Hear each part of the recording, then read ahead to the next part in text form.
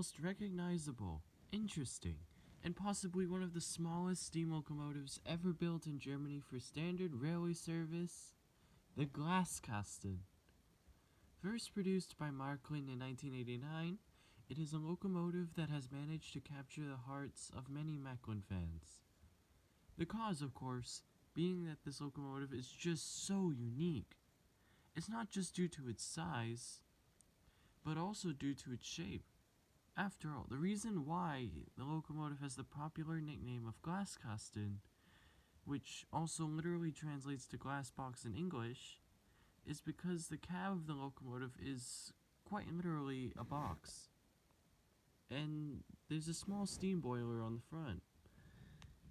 It also, as a fun fact, has 14 separate windows. 4 windows on the front, 3 on each side, and 4 on the back. Hence the name Glaskasten. Although due to its small size, it's not exactly the most powerful locomotive around, but it can certainly pull a few small coaches, and the admiration of the Märklin community, as evident by the very few Glaskastens that can be found on the market today. And now, for a bit of history. Originally, these locomotives were commissioned and built for the Kingdom of Bavaria State Railways in the 1900s. The original goal, of course, was to have a small, lightweight branch line locomotive, and there were a couple other designs that were submitted, but ultimately, these locomotives won out. After World War I ended, they were turned over to the newly formed Deutsche Reichsbahn in the early 1920s and continued to serve their original role.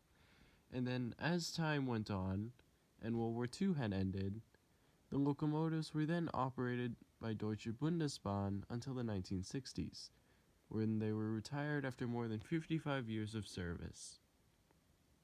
Additionally, although most of serviced Bavaria, some of them, as a result of territorial changes over those years, ended up being in service for ÖBB of Austria, classified as the Class 688.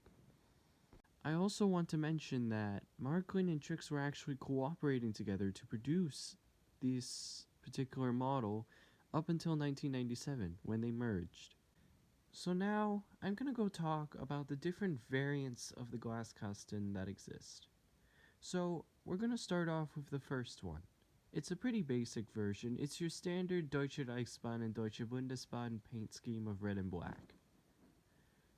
I'm going to be honest, besides the difference in logos between the two railway companies, there really isn't much of any difference between the two, so... of course, the first time this variant was produced was back in 1989 by Märklin, and it was the only variant that was offered in an analog version, as 3387. It is a true engineering marvel, especially considering the large size of motors and the analog reversing gear at the time. Of course, technology has evolved since then, and digital models are now present. Now, let's move on to the second variant, which is the paint scheme of the Kingdom of Bavaria State Railways. This was the original livery that the Glaskastens were manufactured and delivered in. In my opinion, it's much more classical and beautiful, especially with its rich, dark green color. Some models do have some differences in the trim. In some cases it's white, other times it's yellow. I'm not sure why this is the case. The next 3 variants are extremely rare, highly expensive, and very unique. The red Glaskasten, or as I like to call it, the Holiday Glaskasten, under the number 28972. This came in a set with 2 cars, both of which are interesting by themselves. There was a red mail car and a red outdoor dancing car, both of which are pretty cool in my opinion. The locomotive itself is modeled after the Reichsbahn variant, but with red paint on this upper part instead of black. It came as a Delta locomotive and was manufactured in the year 2000. The other extremely rare in my opinion, the rarest variant is a light blue version similar to the Bavarian variant, with black trim lines instead of the usual white/yellow. The number of this model is 36868. Either way, finding this version is a pain in the neck. It isn't even listed in the proper catalogs. So even with the number, good luck finding it. Even searching Glaskasten failed to yield results. So if you enter it in the specific Marklin database on their website, you cannot find this one.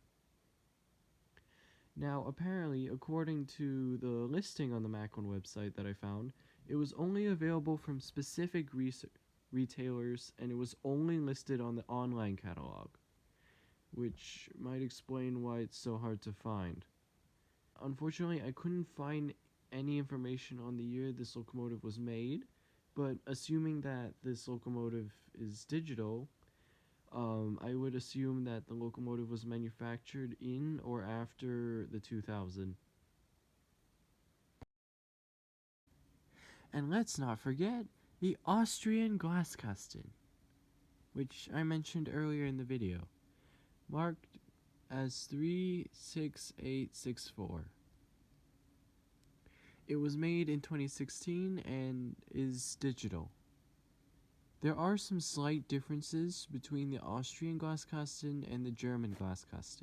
First of all, the logo is of course different, because of the different railways, but other notable differences include that the wheel and lower frame are black instead of red, and also the addition of a small yellow warning sign on the front and side of the locomotive, which is most likely warning of overhead catenary lines for safety reasons.